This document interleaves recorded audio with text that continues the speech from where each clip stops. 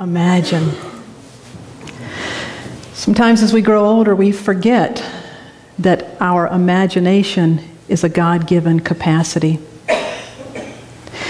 You remember Joan of Arc, the 15-year-old peasant girl who led her country, France, to victory?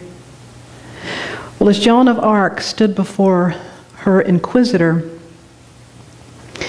he said, "You say that God speaks to you, but it's only your imagination."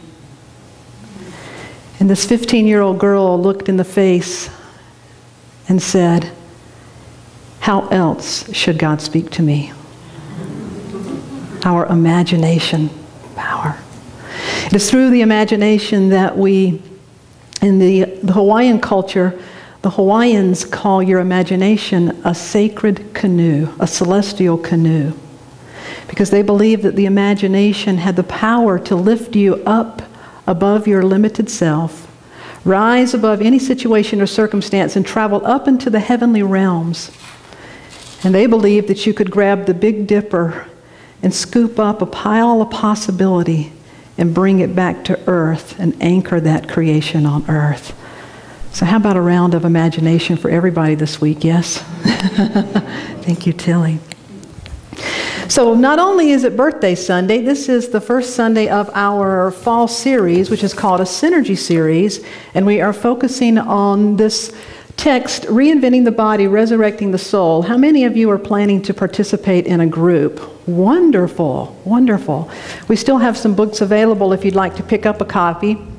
And if you'd like to study, whether you are going through this simply on a Sunday experience, then we invite you to do so, because every Sunday for the next 7 weeks, we will explore an idea that comes from this book, and certainly we'll take it a lot deeper and wider. In addition, every Sunday there will be an insert. You should have an insert in your bulletin, which will allow you, if you'd like to read the book, this will give you some questions and guidance of where to go. And if you're studying with a group, you'll take this with you. And then also every week, you'll find a little piece of paper. I need a conductor stand that folds out about this big out here. This little orange piece of paper. So I invite you to find this now. And let us affirm this together. The real me. I am boundless. I am channeling the energy, creativity, and intelligence of the entire universe. Now, think of somebody who has recently gotten on your nerves. Reverend Sherry laughed real loud. So let's think of somebody that just recently, okay, I've had difficulty. Now I want you to visualize them using the power of your imagination. And now for them. You are boundless. You are channeling the energy, creativity, and intelligence of the entire universe. Wow, that can be very healing. And now, one more time, as a spiritual community, we are boundless. We are channeling the energy, creativity, and intelligence of the entire universe.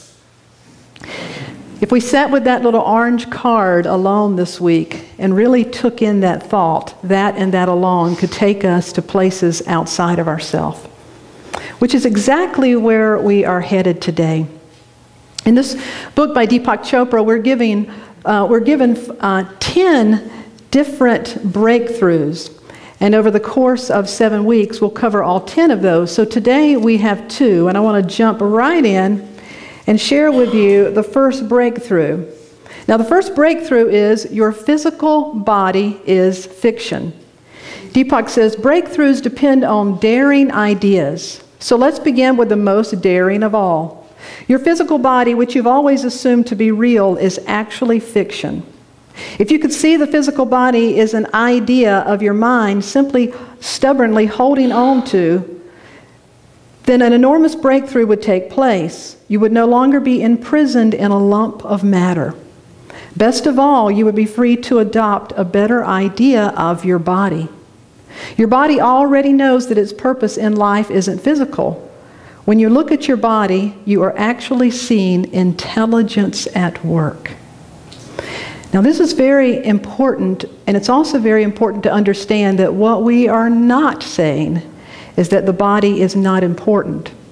And unfortunately, it's been religion that quite often tells us that the body is to be denied or transcended.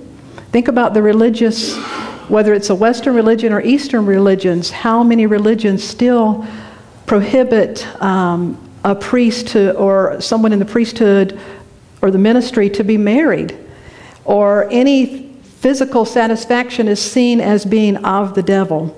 Well, that is not true, because the body, you were created in the image and likeness of God, and the body is a very sacred, holy expression of God. Nothing to be denied, nothing to be transcended, but to be fully embodied. That's how we create heaven on earth, is to embody our spirit to such an extent that we radiate it.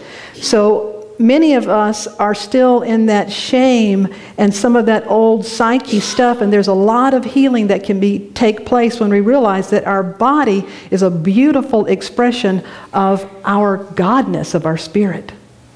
And so when we say the body is fiction, it's not to be denied, but it's to be understood as this mystical house of the Spirit of God. Breakthrough number 2, your real body is energy. And all sacred texts basically teach us this, that God is spirit, and if we are of the same essence that God is, then we are spirit. Deepak Chopra says that you can take a stick or your arm and put it under a microscope, and very quickly that solidness begins to wiggle and just becomes potentiality.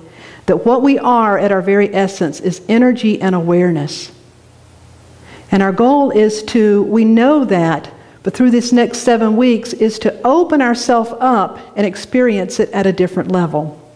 So, sometimes in order to do that, we need a new perspective. So I'd like for you to stand up and find a new seat. Just change seats.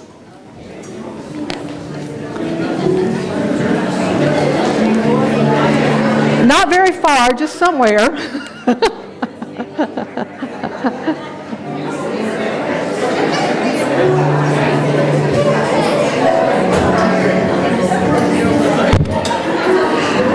Okay, I didn't say meet and greet again. I just said change seats. All right, but to make a point, how does it look from a different perspective? All right. Now, another way that we can make points is through music. A few weeks, it's actually been a few months ago now, Newsweek magazine had a wonderful article about the power of music and its capacities to open us up to hear things that we don't ordinarily otherwise hear. So I'm going to teach you a song that you'll hear a few times throughout the service, and it's one of those songs that's directly intended to get in your brain. You remember the old Barney song, I love you? You just couldn't get that song out of your head. Well, let's hope this happens for us this week, because it's unlocking and opening us. And so it goes like this. The allness of God is the realness of me. The presence of God is the light within me. The unboundedness of God is my true identity. The allness of God is the realness of me. Sing it with me. The allness of God is the realness of me. The presence of God is the light